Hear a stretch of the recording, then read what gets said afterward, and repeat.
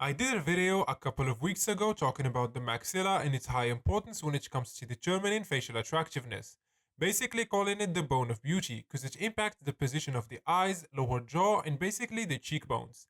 At the end of that video, I said I would do a future one discussing how to look max said maxilla and fix a recessed face. So in this video, we'll talk about the options available online, realistic ones of course, surgical and non-surgical, that will help fix the issue. In a little disclaimer before I start the video, I am not a doctor, not your doctor. So if you are considering surgery of any sort, please consult a professional. I will try and split this video into multiple parts to make it easy for the viewers to skip where they like. Part 1 is about mid-face deficiency, and part 2 is about how to improve it.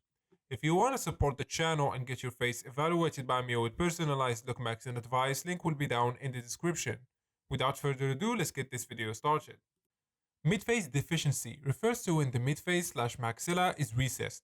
Recession refers to a cavity or space, and a recessed maxilla means that the maxilla is underdeveloped or set back. The maxilla bone is the upper jaw, but it also includes the lower half of the eye sockets and the cheeks. The maxillar recession often causes several cosmetic issues, such as flat cheekbones, a low hyoid bone, and a bugged eye look.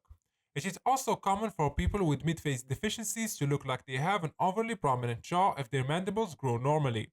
Their normal-sized lower jaw would look very large in contrast to their underdeveloped upper jaw. Other than cosmetic issues, it can also cause many medical problems. A mid-face deficiency can lead to a breathing obstruction because a mid-face deficiency often comes with a narrow palate, which is the roof of the mouth but the base of the nasal cavity. An underdeveloped maxilla does not leave enough room for sinus tissues and easy nose breathing. This decreases the passage of air, making a person breathe through their mouth instead of their nose. Another example is that recessed maxillas often lead to a dental issue like misaligned bites. For example, you would likely have an underbite or crossbite if your mandible grows normally while your maxilla is underdeveloped. A recessed or deficient maxilla and a downswung maxilla are used interchangeably, but refer to different things. A recessed maxilla or a maxillary deficiency refers to a maxilla that did not grow enough relative to the rest of the face. Its outward appearance is protruded from a side profile. A downswung maxilla is a maxilla that developed normally but became downswung due to craniofacial dystrophy. A downswung mandible also accompanies it. The process of facial recession and craniofacial dystrophy. In general, the medical community thus refers to the normal craniofacial dystrophy that happens with age as a recessed maxilla. A true recessed maxilla is one that did not grow to its full size.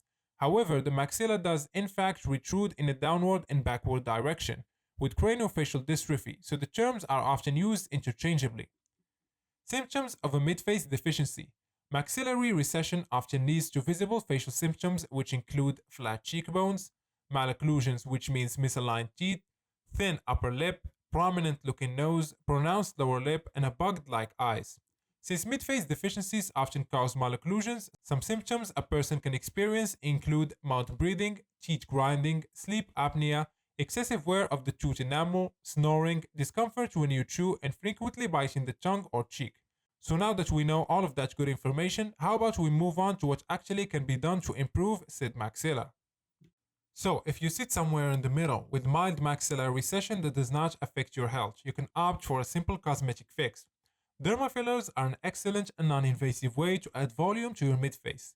Most natural fillers are made of materials like hyaluronic acid, which naturally dissolves in your body. You can see the effects of your filler for about 6 to 15 months. Plastic and maxillofacial surgery. Oral and maxillofacial surgery is another option in this case, but the range of results in this case ranges from impressive to questionable. In addition, one of the complications of such operation can be damage to the facial nerves and loss of sensation. At the same time, depending on the situation, plastic and maxillofacial surgery may actually be necessary. Craniodontics using ALF and BioBlock appliance. Craniodontics not only moves maxilla, but it also fixes cranial distortions of all bones of the skull. Craniodontics achieve this using the intraoral device ALF, BioBlock, AGGA, and their modifications, as well as the use of various orthodontic techniques and cranial osteopathy.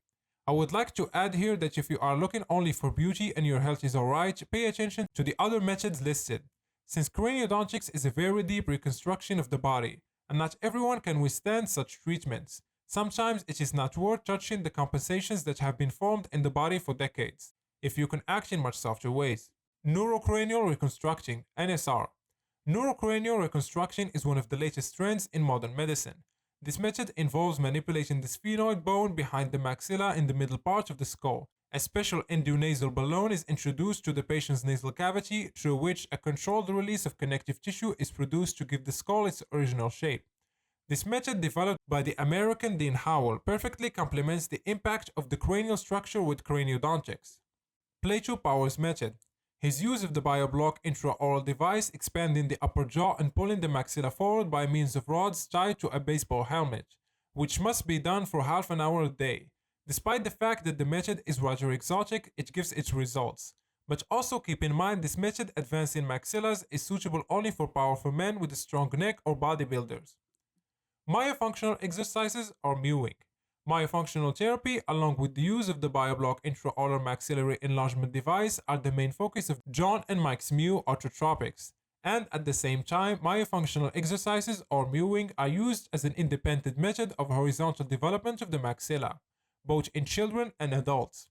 In short, these exercises, by strengthening the muscles of the tongue and its increasing pressure on the palate, affects on the maxilla in all directions and produce 3D changes in them.